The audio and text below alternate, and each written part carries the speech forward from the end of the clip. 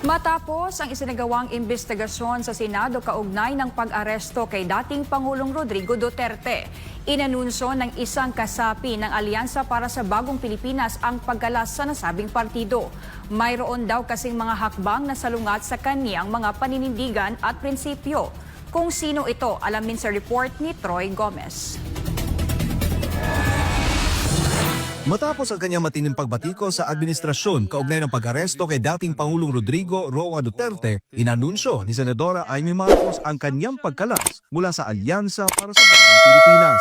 Sa isang opisyal na pahayag sa social media, binatikos ni Senadora Amy ang patuloy na paggamit ng mga opisyal ng gobyerno sa executive privilege at sub-judice rule para hindi sumagot ng tuwiran sa mga katanungan ng Senado. Matatandaan nung sumalang sa investigasyon ng Senate Committee on Foreign Relations ang ilang kalihim ng administrasyon kamakailan kaugnay sa pag-aresto kay dating Pangulong Duterte. Sa pagdinig ay lumutang ang mga inconsistency sa mga pahayag ng gobyerno kaugnay sa pakikipag-ugnayan sa International Criminal Court o ICC. Ayon kay Amy, na siyang nanguna sa nasabing pagdinig bilang chairperson, tila may pagtatangkang itago ang mahalagang impormasyon na lalo lamang nagpapatibay na may paglabag sa saligang batas at soberanya ng bansa sa pagkakaaresto ni Duterte. Sinabi rin ng senadora na mayroon din siyang mga natuklasan na ginagawa ng administrasyon na salungat sa kanyang prinsipyo. Dahil dito, ipinahayag ni Marcos na hindi na niya magagawang mangampanya at makiisa sa alyansa, sabay diin na mananatili siyang isang independent sa darating na halalan.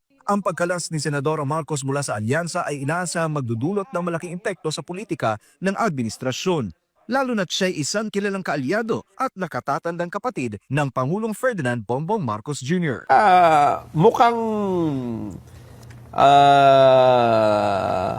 hindi lang ito pala dyan ang mababawa sa alyansa. Oo. At meron pa bang iba? Pero ang gulo ng sitwasyon, ha? Marami pang gustong kumalas. Di ba, sabi ko nga sa iyo noong nakaraan, meron ngayon mga kumakandidato na bahagi ng alyansa na nagkakanya-kanya na, Kuya Benny. Yun ang impormasyon lang naman natin. Mula nung nangyari sa dating Pangulong Duterte yon, wala na silang parang yung buo na sila yung magkakasama. At iniiwasan na nila ngayon ang parte ng Mindanao at ilang lugar sa Bisaya. Kasi lalo na nga po, pag-identified nila na baluarte ng mga Duterte, hindi makapagkampanya itong grupo ng alyansa ng Bagong Pilipinas. Kilala mo ba yung dalawa pa na in the coming days, baka... Kasi ito hindi pa naman direktang nagsasabi. Pero medyo may ganon. pahiwatig lang. Ito, maintindihan mo kung bakit eh. Sino yan?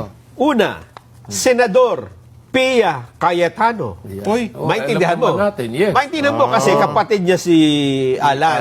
Oo. Yung Na Alan talagang Cayetano super naman. supporter. Oo, supporter. Oo. So, understandable. kinakanta-kanta ko pa naman yan. No? Alin? Yung Pia Cayetano. Hindi mo pwedeng Dante Marcoleta. Ha? Palitan mo na yan. Hindi ba yung tono ngayon eh? Palitan mo na. Ay, nako. Sino pa yung isa? Sino pa yung isa? Magagalit si Kong Dante dyan eh. Bakit siya na kinakanta mo? Hindi, naalala ko lang naman. Ano kinakanta? May LSS eh, lasong syndrome. Ang kinakanta ko kasi, pambansang simang kampante kay Dante. Ayun, yun dapat. Number 38 sa balota. Ayoko na nung Pia kayo tano. Hindi ah. Dante na. Ay, ano sa, ganun ba? Sino pa yung isa? Yung Isa pangalawa. pa lang yung nabanggit mo eh. Eto naman. Kasi ito naman, yung mga kapamilya niya, una na nagsabi na parang hindi maganda yung Hindi ginawa. maganda yung ginawa. Okay. Nag-umpisa sa tatay. Tatay, Oo. asawa, Asawa. anak. Oh. Ito, anak din. Oo. Kami- Tatay, nanay, tapos yung anak. Oo. Tapos ngayon, Eto na. anak din. Baka daw, ito pa naman, hindi pa naman official. Ha? Oo, hindi pa naman. Ito'y sinasabi lang ng iba. Kumbaga kaya pa kunin sa Cebu de Macho yan. Ito si Congresswoman Camille Villar. Pero ako, knowing bilyar, kayang sumolo niyan. Kaya. Sa bagay. Kayang sumolo Kaya. niyan. May ano yan eh. May sariling makinarya na. Yes, tsaka may resources yan. Kung pag-uusapan may resources. At saka kung sa tingin ko ay mukhang hindi naman nakakatulong, imbis ay nakakahadlang pa ang alyansa, Malamang baka bumitaw magkalasan talaga. nga yung iba. Hindi, kasi, ako sa tingin ko, baka hindi lang yan. Kasi yung partido ni Camille Villar, tama ba, Nationalista Party? Oo, NP. Oo, NP yan eh. oo. Tatlo sila dyan eh. Meron pa. May tatlo yan. Eh, di, hahatakin na yun. At siyempre, ang inaasahan nila dyan ay ang pamilya Oo nga. Manny Villar at saka Cynthia Villar. Sa funding, ano? Kung ang pag-uusapan ay funding, Oo nga, oo nga. hindi ko na sasabihin kung sino. Alamin na lang. Kung Sino sino yung NP. sa tatlo ng membro dyan ang kapartido nila sa NP rin. Naku po. Yun lang naman ang, sana, mali tayo. No? Jen, ipinagmalaki pa naman ng Pangulong Bongbong Marcos eh. Na? Doon sa unang-una nilang campaign sortie, ha? Yung sa Ilocos Norte. Sabi niya, tayo lang. Ang partido na nakabuo ng kompleto. 12 tayo. Pwede ba natin ipaalala? Baka sabihin Hindi, nila kumpleto naman, 11. 11 na lang kompleto. Kompletong 11. Meron ba tayong video nun? Pero kaya lang, mukhang hindi naman inihanda eh. Ganun ba? Pero Sayang. nakita natin. Pero natatandaan mo yun, di ba? Kompleto. Yung pabulol-bulol pa nga eh, di ba? Hindi, sabi ng Pangulo, kami na nakakompleto. Tsaka ito talagang pinili natin yan. Subok yung mga yung tao na yan. Yung kabila niya, kalaban natin eh. Parang mga nautusan na pinabili na ng suka eh. Magkakaroon Doon nagsimula yung napabili na ng suka. Yes. Yung mga kalaban daw nila. Ganun talaga. Nako. Ang isa sa naaawa ko diyan ngayon, naipit na ipit. Alam mo kung sino? Sino? Senator Francis Tolentino. Oo nga. Di ba? Oo.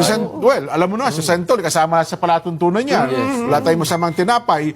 Ngayon, ang statement niya, ang pinakahuling statement, nakita kong pinost niya ay mali ang ginawa na pagkaka-aresto kay dating Pangulong Rodrigo Duterte. Yun ang inilabas ng statement ngayon. But of course,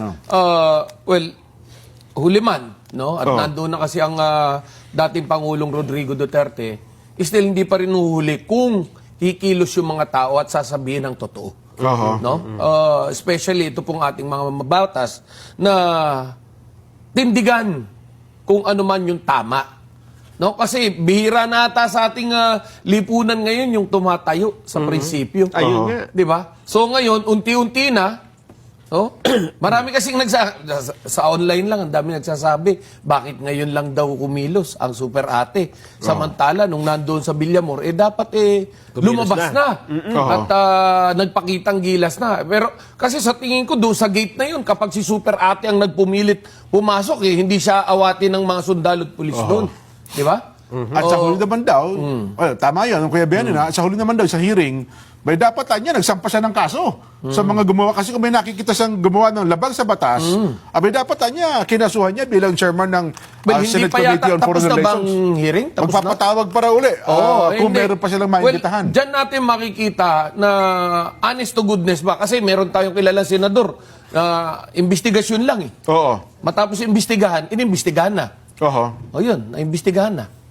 Wala nang nangyari. Naimbestigahan na. Investigahan. Alam mo na yun, di ba? So, ano man na nangyari, hindi natin malaman. Nagkaaregluhan o ano, di ba? Hindi natin malaman. Pero naimbestigahan na. Ayun. Yun. So, yung pong ganyang mga mambabatas, yan po yung dapat tutukan nating mamamayan. Lagi natin titingnan, ano ba yung galaw ng bawat mambabatas natin? Ito po ba'y para sa tao o para lang sa sariling kapakanan? Ayan. Opo. Di ba? Ngayon ho, nakita natin na nagsalita na ho ang super ate at nakita natin kumikilos. Well, naniniwala po tayo na merong natitira pa sa dibdib ng ating super ate na paniniwalang meron ngang mali sa pag-aresto sa ating dating Pangulo. So, doon po naman sa mga susunod na makikisakay na lang or totoo naman, nasa taong bayan po yan para ho i-analyze yung bawat action na gagawin nila. Totoo. Yan. Totoo. Nakita ko na yung post ng Senador Francis Tolentino. Sa isang panayam pala ito sa kanya, ang sabi siya, naniniwala siya na ang dating Pangulong Rodrigo Duterte dapat sa Pilipinas yung nilitis. Ayan, tama. Dito dapat sa Pilipinas, nilitis yung kanyang kaso. Sapagkat naninindigan siya na ang ICC ay wala ng jurisdiction sa ating bansa. Kaya dapat dito sa Pilipinas, nilitis ang dating Pangulong Rodrigo Duterte. Pero may tanong ako. Kung manindigan ang ICC dito sa ginawa nila, na mali naman, kanino naman tayo magsusumbong? Mukhang ganun na nga nangyayari, Kuya Ben. Ako sa sitwasyong ito, nakikita natin na mukhang paninindigan na ng ICC. Hawak na nila. Maliban na lamang kung merong mga petisyon ngayon na pauwiin ang dating Pangulong Rodrigo Duterte, kung mapagbibigyan nila yon.